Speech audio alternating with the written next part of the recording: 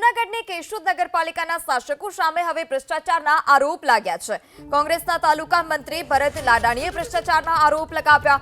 દર મહિને કર્મચારીઓ ન હોવા છતાં 25 લાખનો પગાર ચૂકવાતા હોવાનો આરોપ।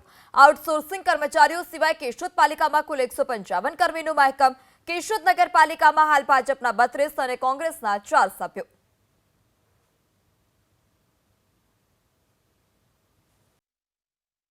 આવી રીતે તમારા મોબાઈલમાં મેસેજ આવતો હોય અને તમે એમાંથી પગાર લેતા હોય અને અમુક ટકા રકમ રાખીને પાછી વાપસ કરી દેતા હોય તો આવા લોકો ચેતી જાજો।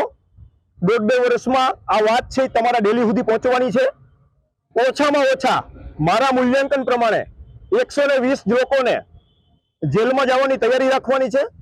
આમાં ભાજપના સદસ્યો, ભાજપના મળતિયાઓ, નાના કાર્યકર્તાઓ અને નગરપાલિકાના કર્મચારીઓ આના કાનૂનના ભોગ બનવાના છે। જે લોકો આવી રીતે ખોટો પગાર મેળવે એ કાલે જ બંધ કરી દઈએ। તમને પાલિકાના કર્મચારી કે સત્તાધીશો એમ કહેતા હોય કે ભાઈ કંઈ નહીં થાય તો થશે ત્યારે તમારો કોઈ હાથ નહીં પકડે।